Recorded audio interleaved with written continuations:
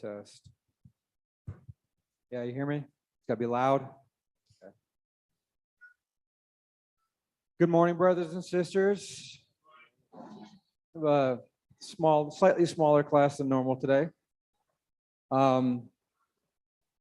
So arguably this is going to be my last class in the line of self-improvement. That's because there's a class that I want to teach that is in the line of self-improvement, but the very nature of the class makes it very difficult. I've tried to teach this class before, didn't go well, because it's a component of self-improvement that deals with talking about things that we don't like to talk about. And I don't mean like topics that we don't personally. The whole point of the lesson is, why aren't we telling people things we don't tell them, right? Which is really hard to teach a class on because the whole point of the class is no one wants to talk about these things. So to structure it differently, the next classes after this final one on self-improvement is going to be about drawing those things out so that we can talk about them. So what am I saying? I'm saying all those topics that people have feelings on and they want to know more, but for the sake of feelings and calmness, we don't talk about. So whether or not we should be eating in the church building, whether or not women should have head coverings, whether all those topics. I tried to give a whole class once about what are these things that we're too afraid to bring up in a setting of our fellow Christians, but then the response is crickets because no one wants to bring up those topics. So I'm going to give the homework for next week's class now, and I'll remind us at the end, and that is next week we're going to start simply by creating a list, even if they're not personal to you, things you know that are either doctrinal, scriptural, the way Christians behave, that are the things we don't talk about. There's going to be a list of my personal, so that I'm not taking up all the ones for other people, but there's some personal things that I have that scriptures show me that I feel like we don't talk about that I'll address. One of those things, so I can get your mind started, is the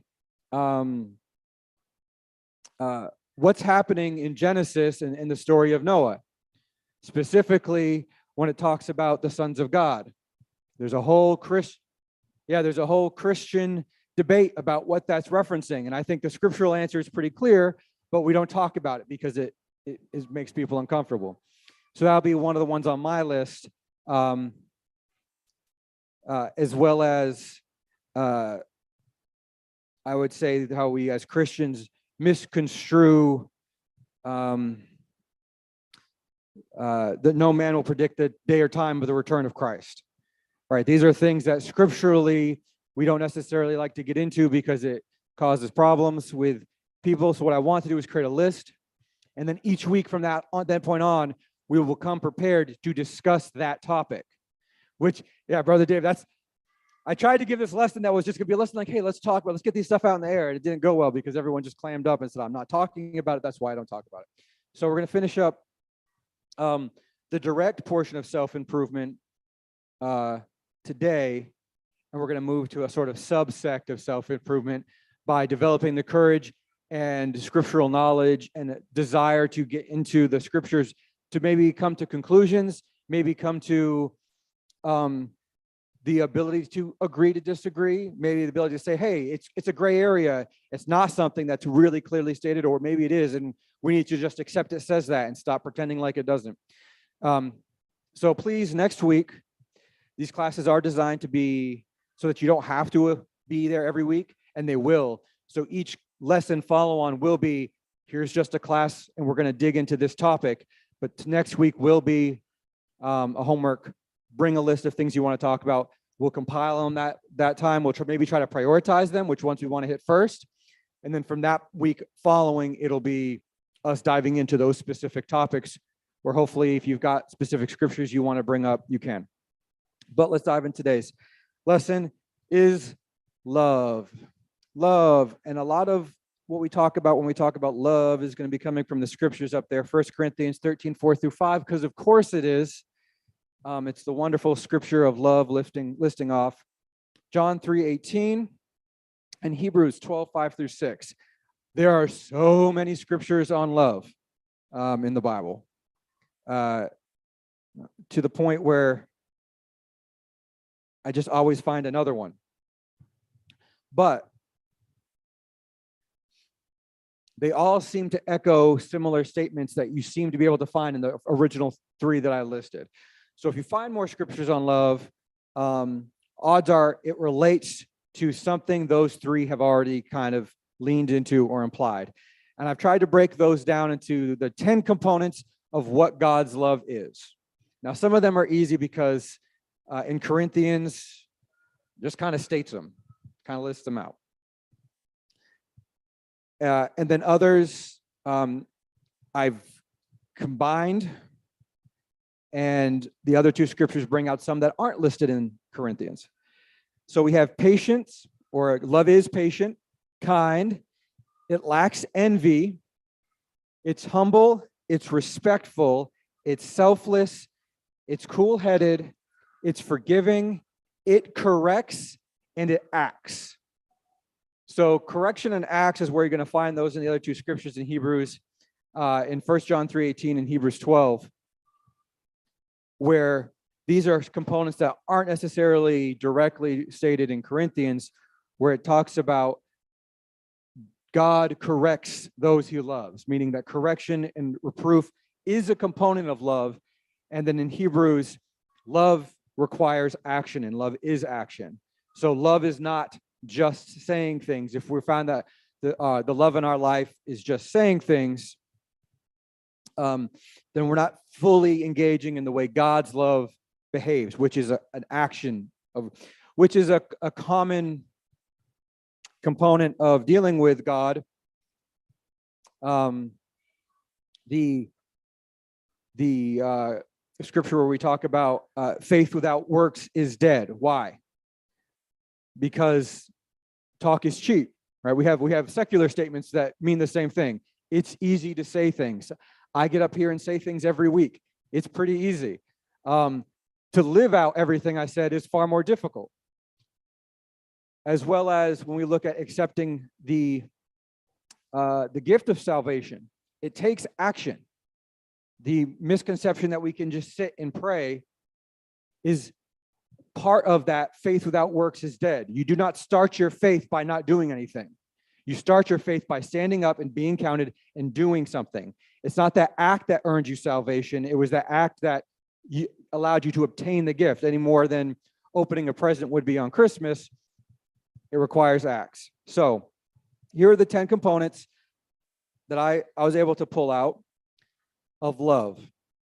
So we're going to quickly talk about the 10 components. And then the real meat of today's lesson is the next slide, which is practical applications. So, patience. In the concept of love, how is love patient? How does that manifest? What does that look like?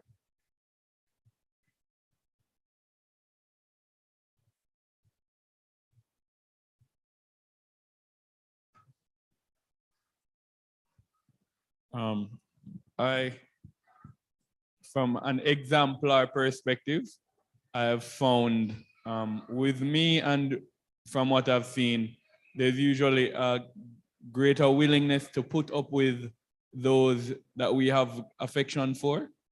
So the closer you feel you are to someone and the more significantly you feel about that person, usually increases how patient you would be towards them. Yeah, it's funny. It's actually something that irritates my wife a lot, is where, I'm not saying she's right. I'm also not saying she's wrong. You have a pen? Will regularly make statements about how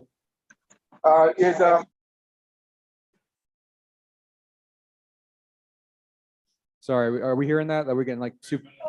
You should have it. Oh.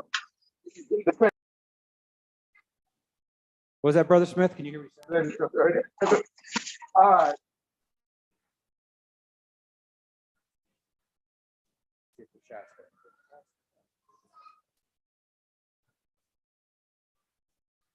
Not me. Brother G was talking and so I've muted him, so it's all right.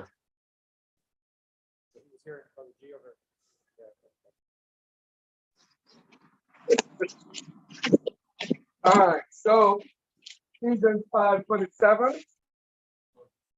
Oh, we're hearing him on Zoom. Somebody needs to talk to Brother G. 7. Brother Grenell's Yeah. you need to talk to Brother Grenell. Sorry, technical difficulty. Go ahead, Michael, watch out this.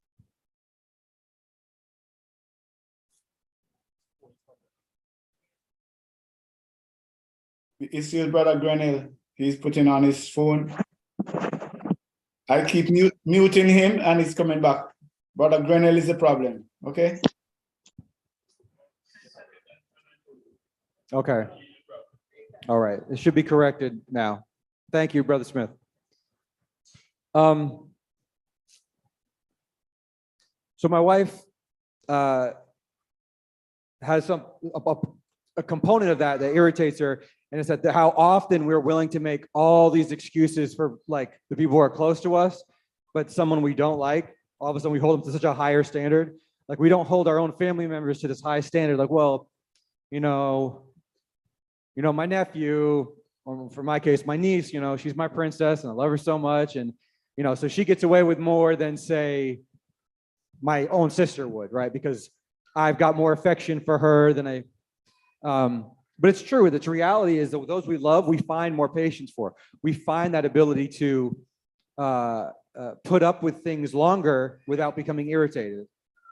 So yeah, love does provide this component of long suffering. Now, how do we see that different from, say, cool-headed, which is usually referenced as slow to anger? How is patience different than slow to anger?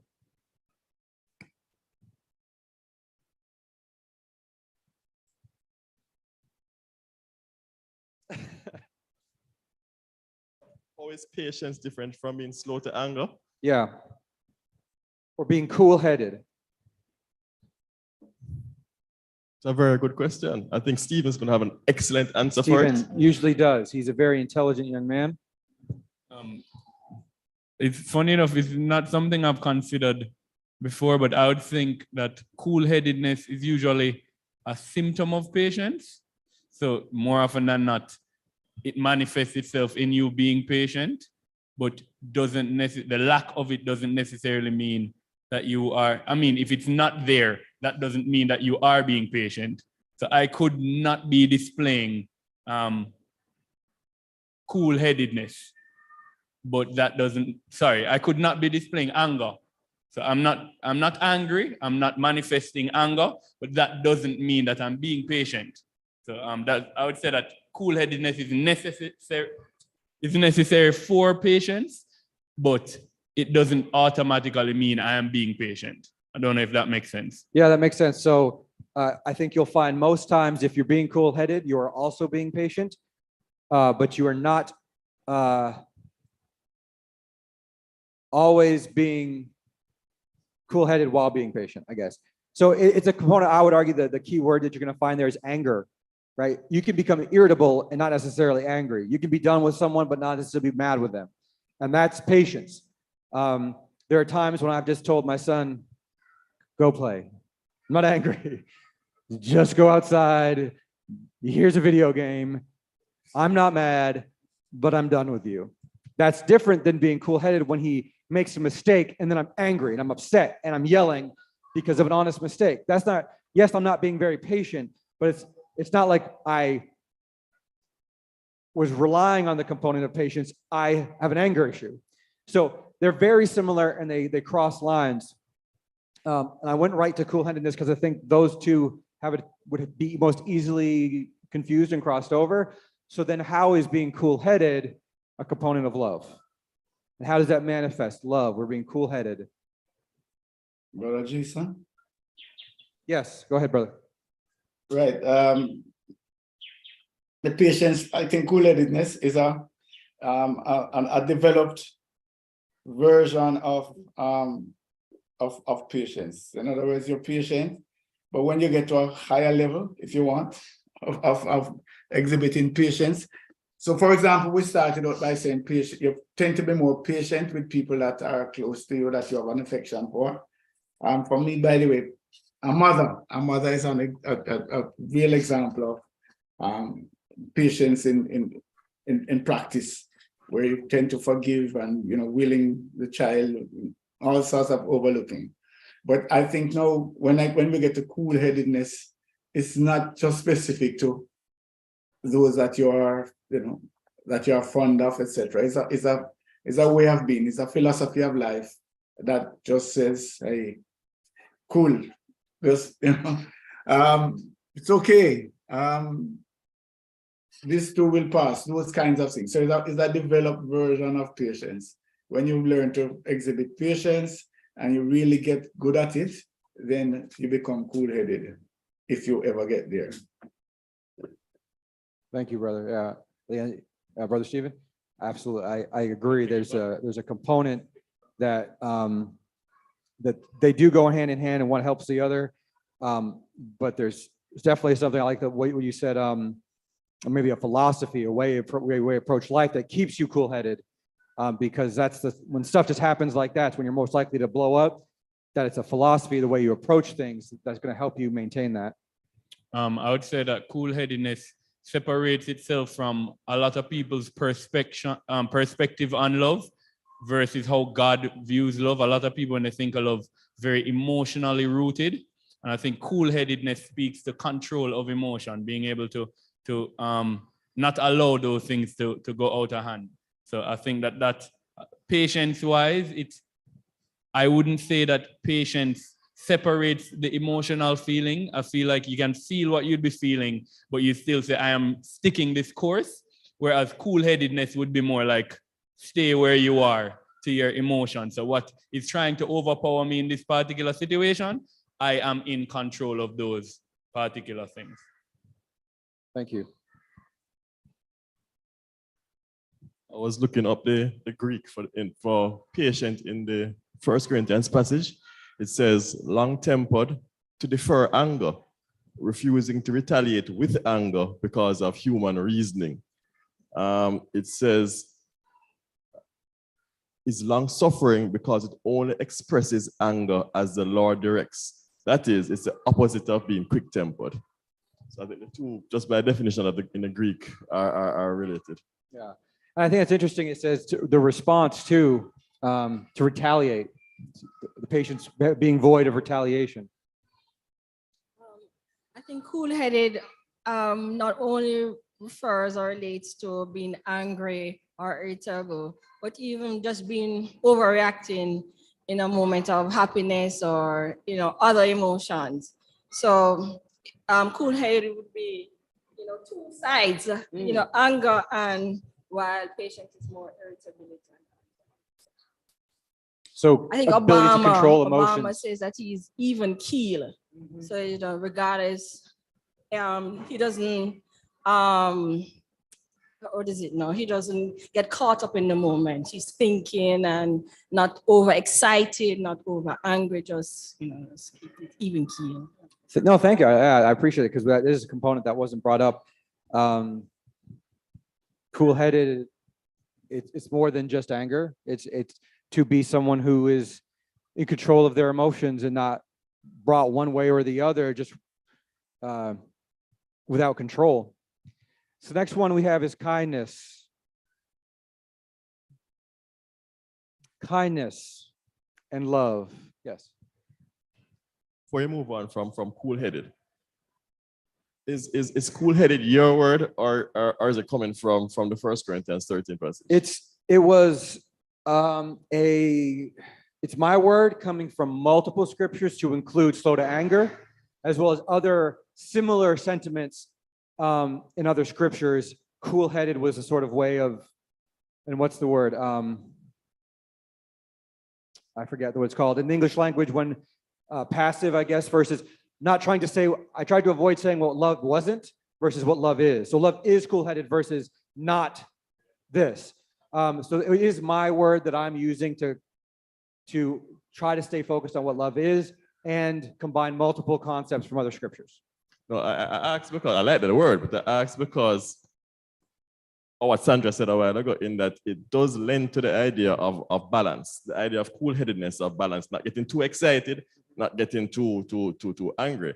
But I'm just wondering whether the scriptures lend to the side of not being too, of love, particularly not being too excited. Or is that our interpretation drawn from the word used there? No, I think it's safe to say it's more my interpretation than it is necessarily. I wish I could recall. There was another scripture. There's like I have a list of like 50 scriptures that all had love and components of love. I wish there was two other ones that had this sort of component of not being quick to react to things in a negative way. Usually the connotation was usually a negative way, which I tried to sum up as being cool-headed or calm, as opposed to going to the negative of what love isn't. That's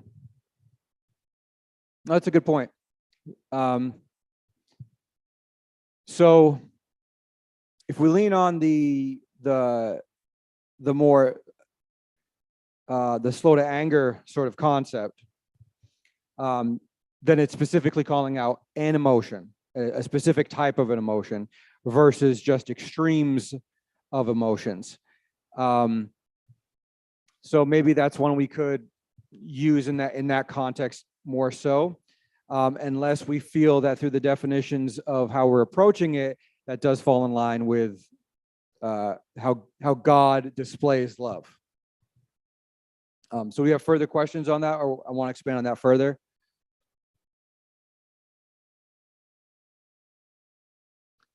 Kindness.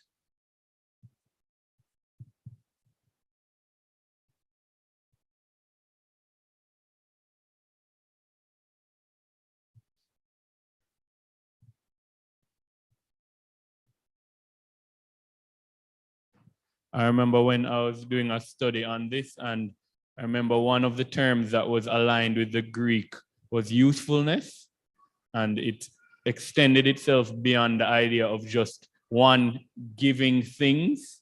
So it lended the idea that kindness can be in action. So when I provide myself as useful to someone else, then it would align itself with the idea of kindness. Also, it would get over the idea of me just giving to people so that I don't have to play an active role in whatever it is that they're going through.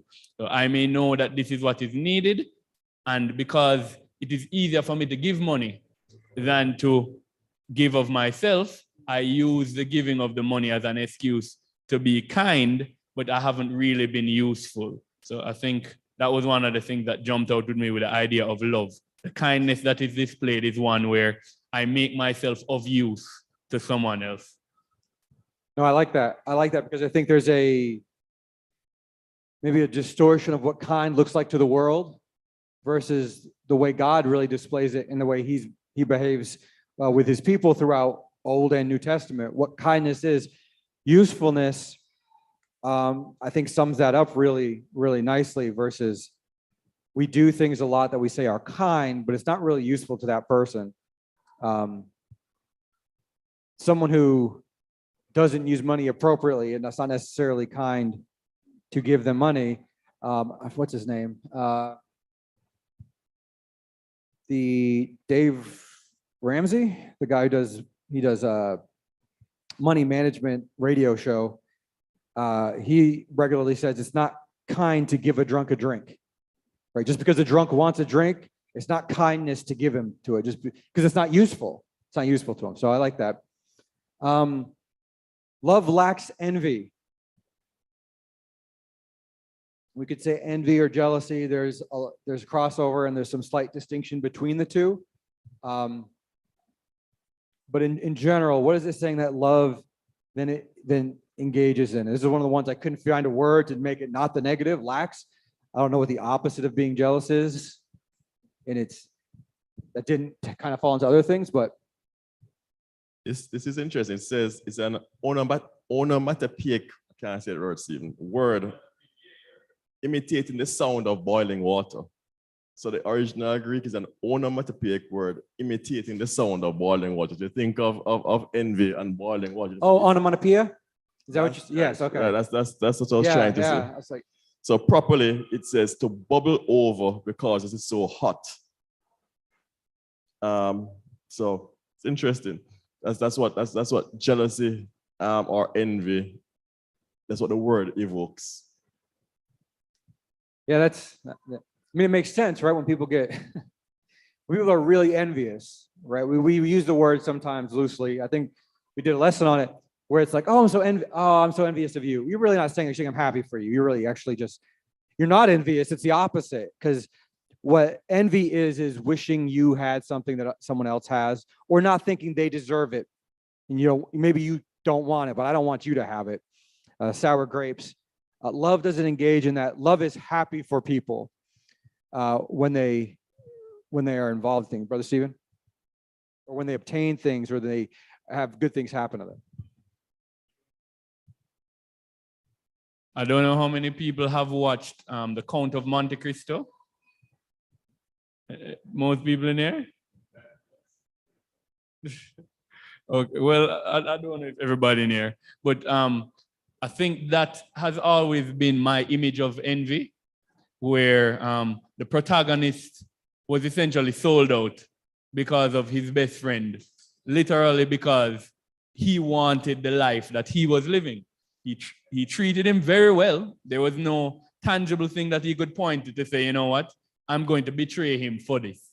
But just that, as David said, that bubbling over, feeling that, boy, what you have, I should have.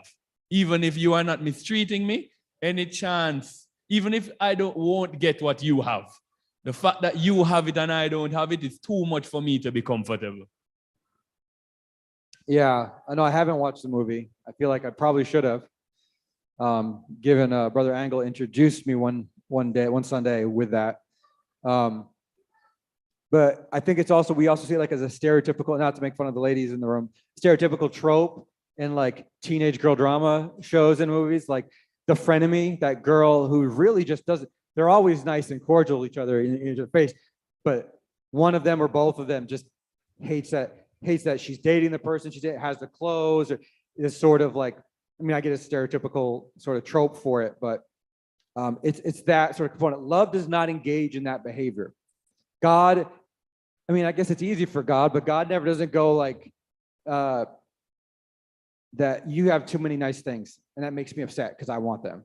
Right? That's not how God is giving. God wants to give us what we desire. God wants to bless our lives. It's the very opposite. Love is humble.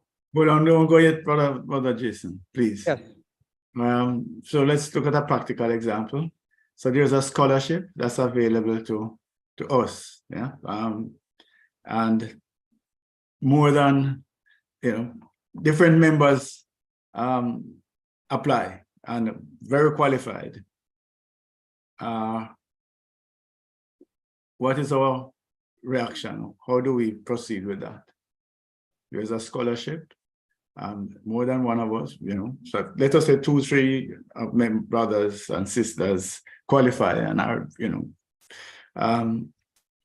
how do each of those 3 persons go forward? What's happening in their minds? It's a question I'd like to put to you and to the bright people in the audience. So what are they thinking? I want to get it, or should I drop out? When so-and-so gets it, what is my response? The key is when so-and-so get it, that's easy. It's before one of the other brothers or sisters get it. What happens in that process? That's a question that, that I would like to put on the table to see how challenging this thing to say, okay, fine, we don't envy, but is there a component of that? I don't know if I'm explaining it correctly, but the concept is there are scholarships, 3 qualified brothers and sisters, brethren, have the opportunity to get it. You are one of the 3. walk through the process from there.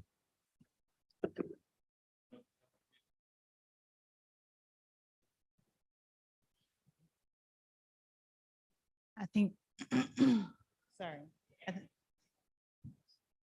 Oh, everybody saw that response? Okay. No, I think that you answered it, David, with your answer, with your definition about bubbling over in terms of that envy is that point of the pot bubbling over. I think that I grew up with two sisters, two overachieving sisters. And I've been in, yes, that's a constant situation where, yes, high school prize givings, some names were called more than others, some names weren't called, and so on. So I think that in a situation like that, what I would say is that everybody has to go after it like it's theirs. So that prize or that scholarship, everybody puts all that they have into getting that one scholarship. And that has to be the understanding among the loved ones that we all want to achieve that scholarship. Having said that, when that one scholarship is given, yes, there's going to be a feeling of, oh shucks, would have been great if it was me. But the boiling over is now where I start to want that to not be you, or to you know, that feeling of ill intent, and so on. So I think that the natural course of events is that there's going to be disappointment.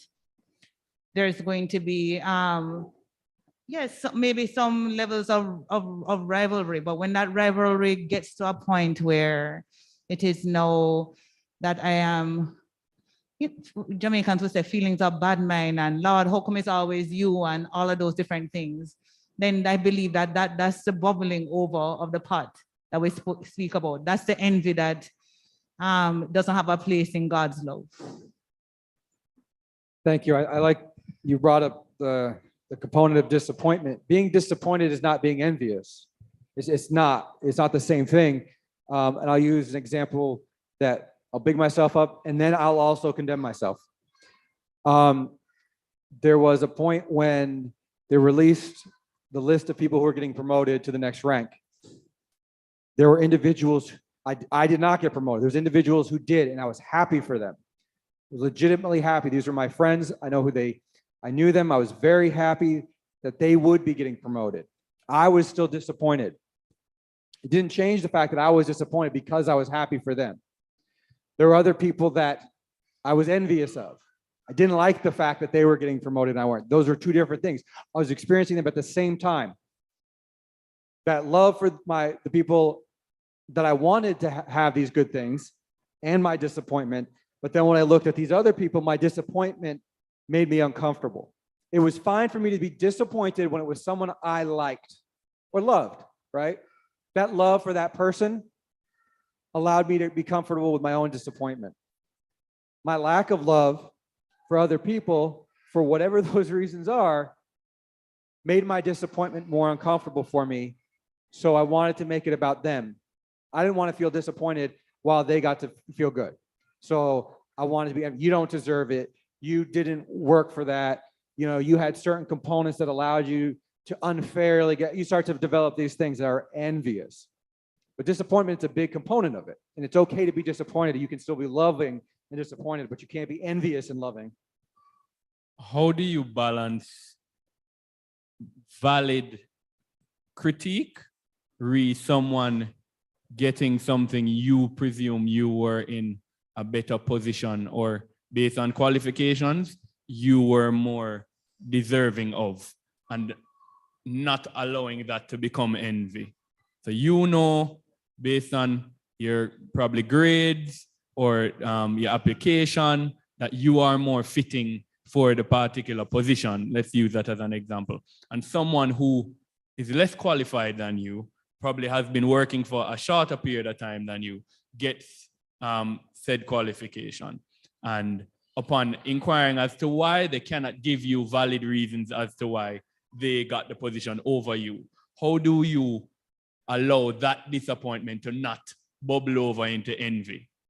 Yeah, Brother Angle has a similar question he's got posted in the chat. Can I be disappointed in someone who I thought didn't deserve a promotion, got it, and not be envious? Big up yourself, Engel. Yeah, you guys on the great minds are thinking alike.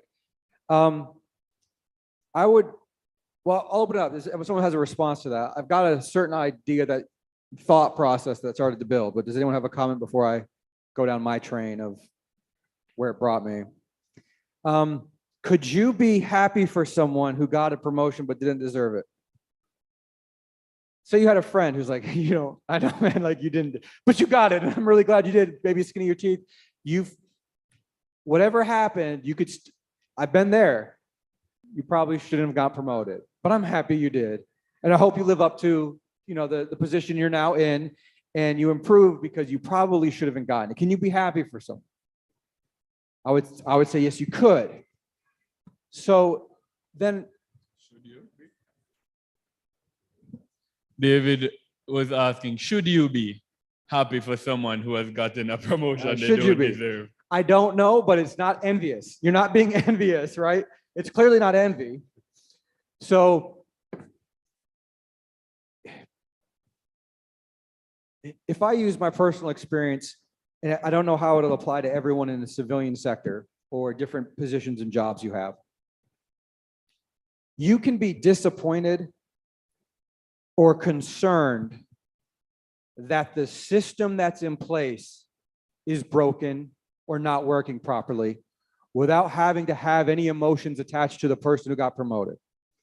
You can see, now you have to be careful because that's going to trip you right into a justification real quick, but you can see a broken system and go, that's not how that should be working. And that person can be the evidence of a broken system and never even have an emotional tied to that person then being promoted, because we probably do it all the time.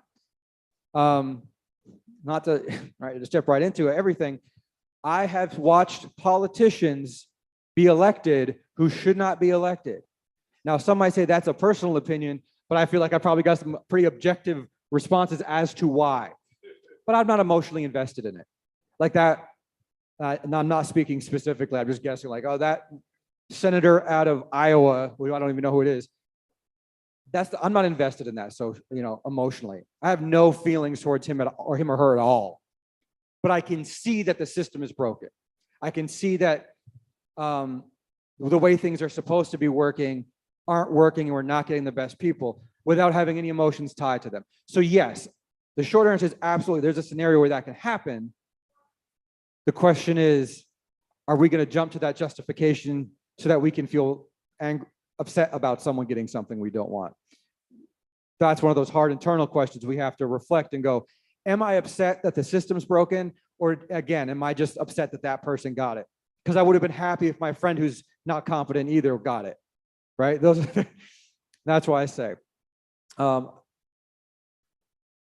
Smith, here we go. I appreciate Sister Tammy's response. The idea that we can actively compete, then be willing to accept the outcome without being envious. And I agree. It's about how we manage disappointment, I think, a lot of times.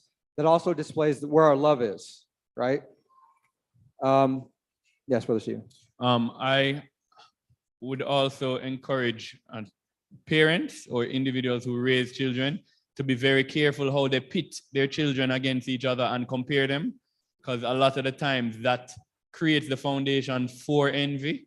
I know my brother and I weren't particularly overachievers with our mentality at least, but one thing I can credit my parents on is that for our entire lives, one thing was that rang through was do not compare yourself to others. So if I were to say, but I got this and them get, and mom is like, no, what stands on its own is what is of importance. Don't try and say that it's good because this other person got that, vice versa. So one thing Seth and I didn't do with each other was compare what we were doing. So if I get higher than him, that never make me any better than him. And as a result, when I did worse than him, I never felt begrudging towards him because I wasn't comparing myself to him in the first place. I think that lack of comparison can help to minimize envy. Good job, Mom. Good job. So Stephen, a parent can buy a gift for one and not for the other and leave it down? Can a parent buy a gift for one child and not buy for the other child and not hear about it 30, 40 years after? I can't recall gift giving specifically, but I know at least dad used to have a school program for Seth and I where if you get certain grades, you get certain money at the end of the time period. And that was so properly established that it never really felt like a gift per se, but more a reward. And if I understand that the reward is based on my own efforts, I never felt bad or rather envious of Seth. If Seth got more money than me, I would probably feel disappointed that I could have put in a little more work and get a little more money. So I think ensuring that the way that you give what you're giving is clear to the children so that they know that this is as a result of your own effort and not necessarily mom or dad showing bias. Okay, I'm just trying to get released from pressure. How many years? Okay, we're gonna move through the rest of these a little fast so that we can get to the prac app. Humility, basically not being prideful. We're not full of ourselves. Respectful, that means not intentionally being rude, not stating things to be disrespectful. We talked about cool-headed. Forgiving, which we've had many lessons on recently. Corrects, love engages in correction, reproof. If you love someone, you don't give a drunk a drink. You don't allow someone to walk down a path that is dangerous, knowingly walk down a path that's dangerous. If you love them, you would try to correct. And acts, love does things. Love is more than lip service. Love says, but then they follow up.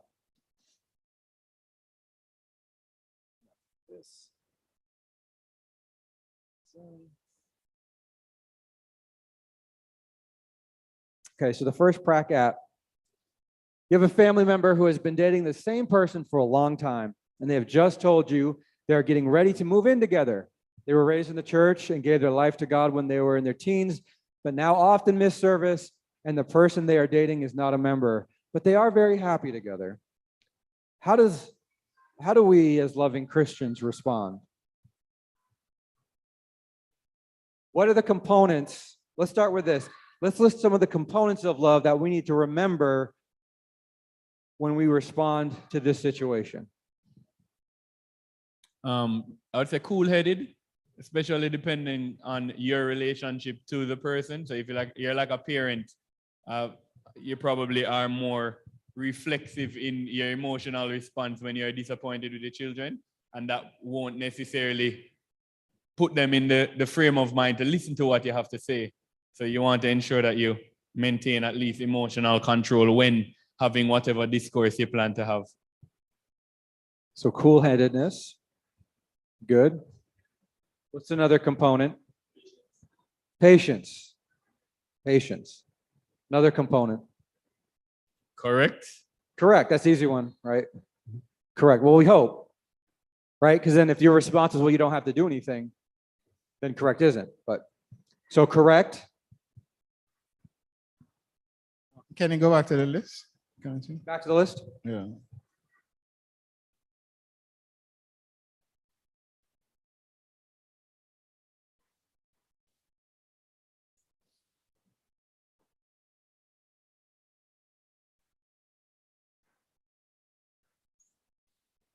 Yeah, I would agree with Stephen, correct, but I guess how I would add it is that I think how the situation or how your scenarios is set up, it's as if the conversation is happening now at the end.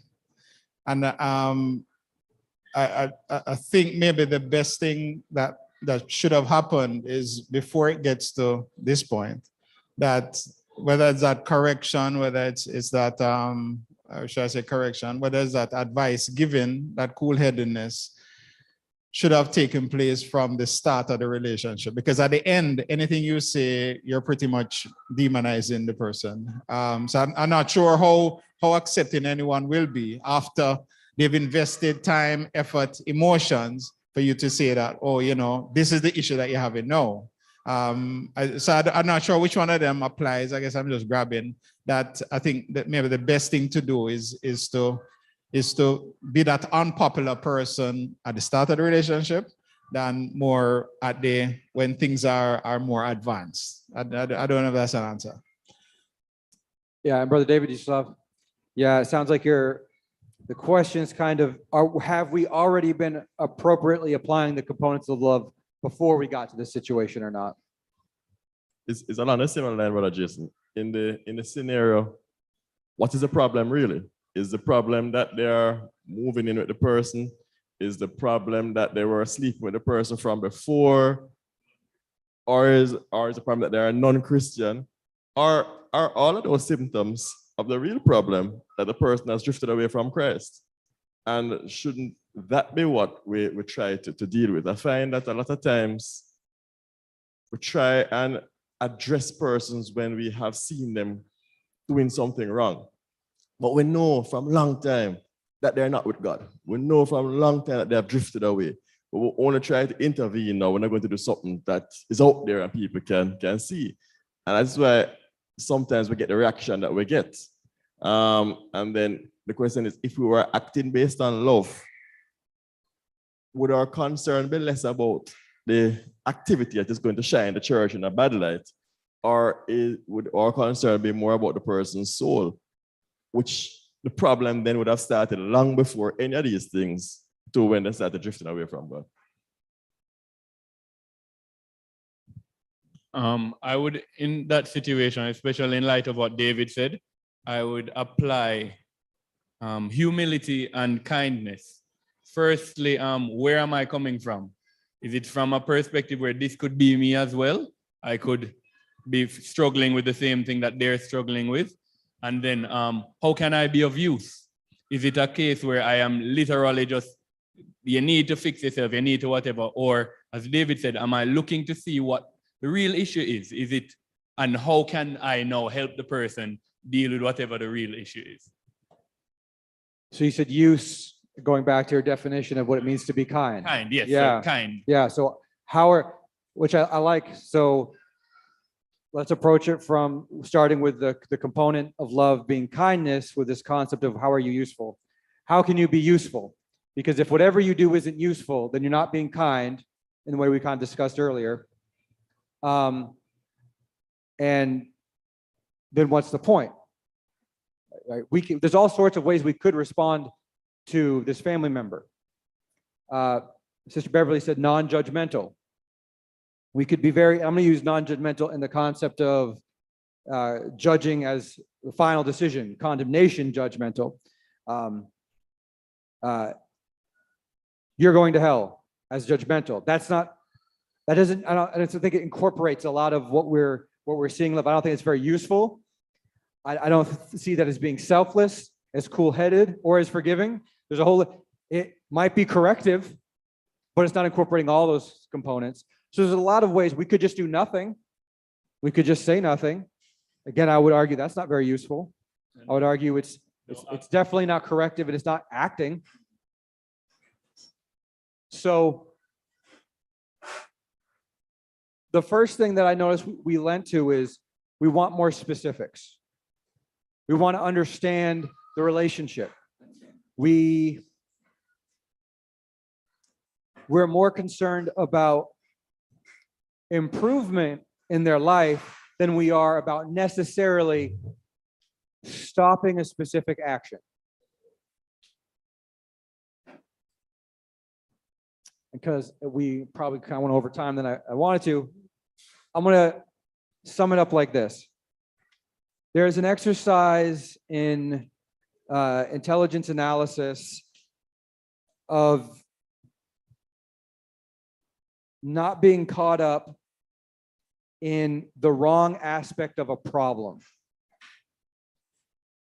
The example that was used in the course I went through was you're in a small village, you're a farming community, and wolves regularly come and kill your livestock. And we're given all these specifics of the scenario, and we're asked to break down and identify certain components of the scenario and solve the problem. Oftentimes, the problem is dissected into the problem is we have wolves. The problem is not that there are wolves. It's very easy for us to look at the thing that's causing what's happening and go, that's the problem. The problem isn't that we have wolves killing our lives, or we have wolves. The problem is our livestock are being killed, right? So when this course is put on and you have all these military intelligence people, which I know is an oxymoron, but this sort of group of individuals who are trying to solve the problem, oftentimes the solution is kill the wolves. And then they build this narrative, say, okay, you shot some wolves that showed up. Next night, more wolves came. And more wolves came. The problem is not that there are wolves. The problem is that they are killing your livestock. And you don't solve them by eliminating the wolves that are there killing your livestock, because that's not the root of the problem, because there are always more predators. One of the solutions that was praised was you go find where the wolves live. You take all of their cubs. You bring them back. You raise those cubs. Because that's where dogs came from, right? Those wolves are now fed by you, and they live on the outskirts of your village. They protect the wolves didn't go anywhere. The wolves are still there, but you've repurposed them. And although there's issues with that, with the course of domesticating wolves, it was praised because the component that was stressed was the problem needs to be identified and the correction needs to address the problem, not what you want the problem to be. So if we apply that here, the problem isn't that someone's about to move in with someone. The problem isn't that that they're dating someone. The problem isn't even that they're not showing up to service. Those are all symptoms of what the problem are, which is great, because what we talked about here is we said we need to figure out what the symptom is before we can apply the components of love. So, because as you see, the young ones are coming back in and bringing chairs.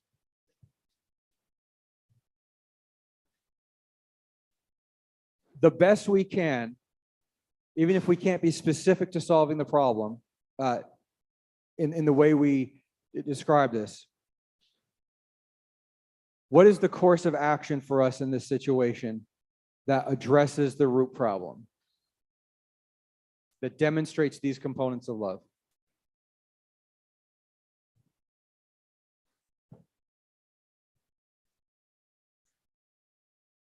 What is the course of action for this problem, given that we've identified we need to get to the root of the problem, that also demonstrates these components of love?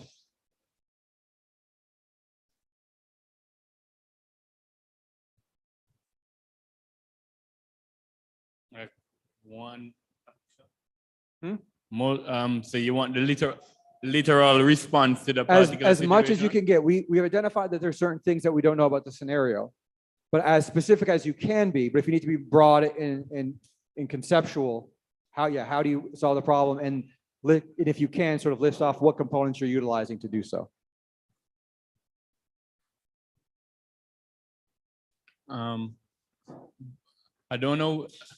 I guess the easiest way is to say go with love acts. So find out, have a conversation without the intention of, at the time, I don't want to say just casting judgment, having any form of correction for the person, or just to literally hear where they're at. I realize that you haven't been at church lately or haven't been as active in stuff. Are you okay? Do you think that your relationship with God is fine? So rather than coming with what I think you should do, literally come with the intention to hear what the person is going through and ensuring that what I presume the problem is what the problem actually is. Good. So I'm gonna, I think, take what you said and break that down. So your first thing is you're acting. You're gonna actually do something. You're not gonna talk about the problem. Just talk about the problem, because I can just talk about the problem and gossip with people. Oh, this is a problem, or even make slight comments to them. That's not right, and just leave them alone. So you're gonna act. Obviously, correction is the next step. Where the point of this is for reproof, for improvement. But you're gonna do it by being kind, which means you're gonna be useful. I'm gonna do something useful for you.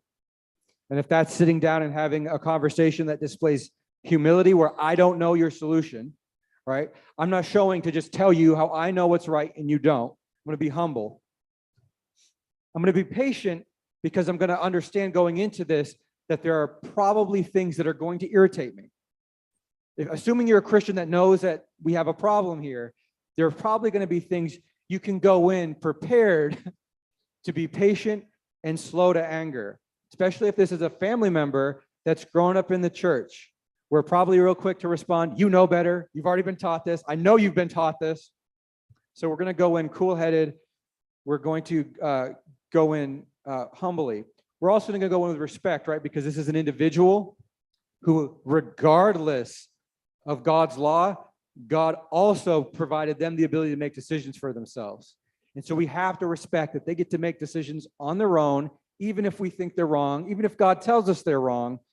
He also believes that we have free will to make these decisions in our own mistakes. So we're going to be respectful, and we're going to be selfless, because we understand that this is probably going to be very uncomfortable for us to sit down, to be willing to just listen, to be willing to find out all the nuances of the problem, to then be able to be placed in a position, a good position, to then say, and provide instruction in that the corrective action. All that stuff's going to happen, or should happen, for probably the best effect. We're going to show them respect. We're going to be humble. We're going to be patient. We're going to be calm. And those are the things that display love to that person. And we're going to be respectful. Yes, Brother Stephen, go. I just think when you were breaking it down, I thought of Jesus and Zacchaeus, how Jesus knew all of the things that Zacchaeus was doing, but his first step was, Zacchaeus, I'm going to have dinner at your house. And I presume that he created the atmosphere for Zacchaeus to be responsive to the means of correction. I think a lot of the times we lose the opportunity to help people because we don't set that atmosphere in the first place. And I think the components of love help us to set that foundation so that the person can be receptive to what it is that we have to say. No, absolutely. Sister Smith says empathy should be one of the components of love, listening and understanding a person's situation and not being judgmental. Absolutely. And I think if we were to look back maybe through our own personal history in the church, if we were to look back in maybe our own personal relationships, or maybe things we've probably heard a lot of solutions to similar problems that didn't involve these components. I would argue in certain churches, the components that would actually be most likely missing, from my personal experience, would be acting, correcting. Been part of a lot of churches where nobody wants to make that uncomfortable conversation and even begin to find out, why is it that you're engaging in your relationship this way? Because outside secular society has told you it's okay, and I don't want to be the one to have that awkward discussion with you about God's word on it. And then the other most common seems to be the opposite, where we're not willing to talk, we're not willing to listen, we're not willing to hear. We just go, you're wrong, you know you're wrong, that's it, correct yourself. And that's just like killing the one wolf that's come while there's multiple packs in the woods that are going to just come and it's not correcting the problem, you're just attacking a symptom. Same thing when you ever try to get rid of ants. Killing all the ants in your kitchen does not get rid of ants. There's plenty more to replace them. You have to go to the colony. You have to go to where they're at and destroy there. So with that, there was two more scenarios. They were just as very similar in concept. But I want to remind you all again. So next week, bring a list of those topics, whether they're yours personally, whether the ones you've come across in the church, whether the ones that you know people have. There are these lists. I don't want to call them taboo topics because I don't necessarily think they're taboo. It's just sometimes certain sides of them are taboo. And that is those topics about doctrine and the way we approach church worship and the scriptures that people don't want to talk about. We probably know them all because when someone's getting a lesson, they go, that's not what I don't want to open that can of worms when I'm talking about it. So bring that list, and next week we'll take that list, we'll collect them up, we'll try to prioritize which ones we want to talk about, and from the weeks following, we'll be bringing in, it'll be very scripture heavy because we'll be going into a lot of sorting out what scripture says versus what we say as people, and hopefully either come to conclusions, come to new information, or come to sort of, I don't like to be ambiguous, but just have to accept. I don't know if Adam had a belly button, right? It's not important. We don't know, things like that. We might find that the scripts, certain topics we had that we knew were absolutely 100%, maybe the scriptures really don't support the stance we had. So please bring those with you next week and for the following week's lessons, because that's what I'll be creating them on. So thank you, brothers and sisters. Hope you have a really wonderful week. Thank you for joining me. Thank you for participating. Thanks for everyone on Zoom, brothers and sisters on Zoom, and goodbye. It's weird to say goodbye because I'm still right here.